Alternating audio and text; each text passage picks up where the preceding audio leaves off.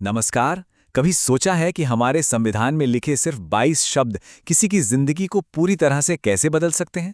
आज हम एक ऐसे ही अधिकार के सफर पर चल रहे हैं जो एक छोटे से वाक्य से शुरू हुआ और आज हमारे जीवन के लगभग हर पहलू की रक्षा करने वाली एक मजबूत ढाल बन चुका है। तो ये हैं वो 22 शब्द, अनुच्छेद 21। सुनने में तो देखिए कितने सीधे साधे लगते हैं ना, है ना?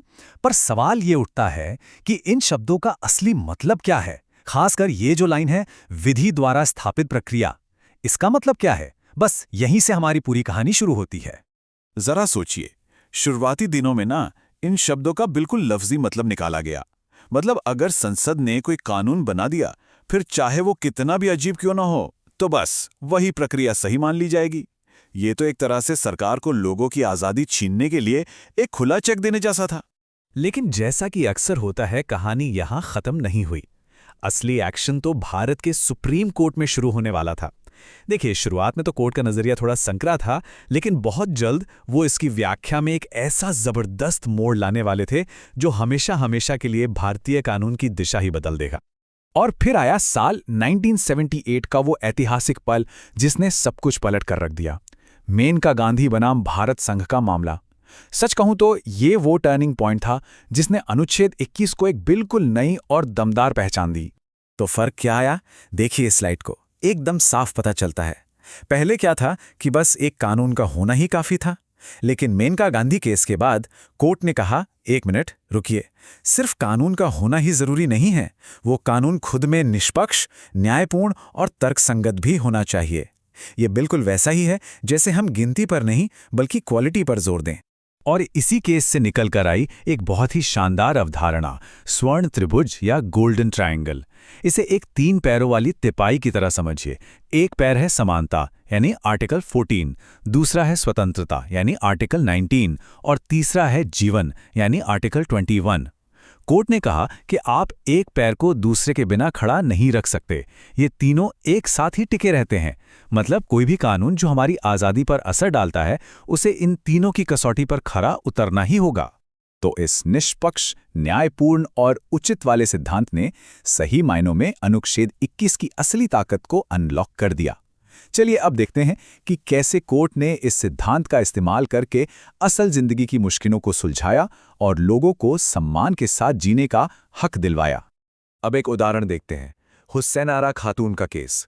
ये केस उन हजारों विचाराधीन कैदियों की दिल दहला देने वाली कहानी से जुड़ा था जो बिना किसी सुनवाई के सालों साल से जेलों में सड़ रहे थे। ये कोर्ट के अपने शब्द थे। एक बार इस हालत के बारे में सोच कर देखिए। लोग उन जुर्मों की जो ज्यादा से ज्यादा सजा हो सकती थी, उससे भी ज्यादा वक्त जेल में काट चुके थे, और वो भी तब जब उन पे सिर्फ इल्जाम लगा था, जुर्म साबित नहीं हुआ था। इससे बड़ा अन्याय और क्या हो सकता है? और यहां कोर्ट का फैसला एकदम साफ और सीधा था। स्पीडी ट्रायल यानी जल्द सुनवाई कोई मेहरबानी नहीं बल्कि एक मौलिक अधिकार है। इसने पूरी न्याय व्यवस्था को एक सीधा संदेश दिया कि न्याय में देरी न्याय से इनकार करने के ही बराबर है। पर कोर्ट का दायरा सिर्फ जेल और कोर्टरूम तक ही नहीं रुका। इसने जिंदगी के सबसे बुनियादी हक यानी सेहत के अधिकार पर भी ध्यान दिया। और ये बात सबसे साफ तौर पर परमानंद कटारा के केस में सामने आई, जिसकी शुरुआत एक बहुत ही दर्दनाक सड़क हादसे से हुई थी। इस केस में सुप्रीम कोर्ट ने एक बहुत ही जरूरी और सीधी बात कही, इंसान की जिंदगी को बचाना सबसे ऊपर है। ये किसी भी कानूनी औपचारिकता या कागजी कार्रवाई से कहीं बढ़कर है। कोर्ट ने बिल्कुल प्रैक्टिकल गाइडलाइंस दी। डॉक्टर की पहली ड्यूटी है जान बचाना, चाहे अस्पताल सरकारी हो या प्राइवेट। पुलिस रिपोर्ट और दूसरी फॉर्मेलिटीज इंतजार कर सकती हैं। सीधी सी बात है, जिंदगी पहले आती है। अच्छा, तो अब आते हैं आज के दौर में, डिजिटल युग में। टेक्नोलॉजी के साथ साथ नई चुनौतियां भी खड़ी हुई। क्या हमारी निजी जानकारी सुरक्षित है? क्या प्राइवेसी हमारा अधिकार है? एक बार फिर इन नए सवालों का जवाब देने के लिए अनुच्छेद 21 ही आगे आया। और इन सवालों का जवाब वो भी क्या जबरदस्त तरीके से मिला 2017 के ऐतिहासिक पुट्टास्वामी केस में। सुप्रीम कोर्ट के 9 जजों की एक बड़ी बेंच ने एक साथ मिलकर सर्वसम्मति से एक ऐसा फैसला सुनाया जिसने मौलिक अधिकारों की दुनिया ही बदल दी। फैसला एकदम क्लियर था, loud and clear. Right to privacy यानी निजता का अधिकार अब एक फंडामेंटल राइट है। और ये कोई नया अधिकार नहीं है जिसे जोड़ा गया हो। ये तो जीवन और व्यक्तिगत स्वतंत्रता के अधिकार का ही एक अंदरूनी हिस्सा है जो हमेशा से था। लेकिन इसका मतलब ये नहीं कि प्राइवेसी का अधिकार अनलिमिटेड है। सरकार दखल दे सकती है, पर उसके लिए उसे इन 4 कड़े टेस्ट्स को पास करना होगा। पहला, एक कानून होना चाहिए। दूसरा, मकसद सही होना चाहिए, जैसे देश की सुरक्षा। तीसरा, दखलंदाजी जरूरत के हिसाब से ही हो, मतलब जहां सुई से काम चले वहां हथौड़े का इस्तेमाल नहीं करना। और आखिर में इसके गलत इस्तेमाल को रोकने के पुख्ता इंतजाम भी होने चाहिए। तो इस पूरे सफर के बाद हम क्या देखते हैं? हम देखते हैं कि अनुच्छेद 21 सिर्फ कानून की एक धारा नहीं है। ये तो एक जीता जागता सांस लेता हुआ सिद्धांत है जो समाज की जरूरतों के हिसाब से खुद को बदलता और विकसित करता है। ये एक छोटे से बीज की तरह था जो अब अधिकारों का एक विशाल पेड़ बन चुका है, एक सुरक्षा का छत्र।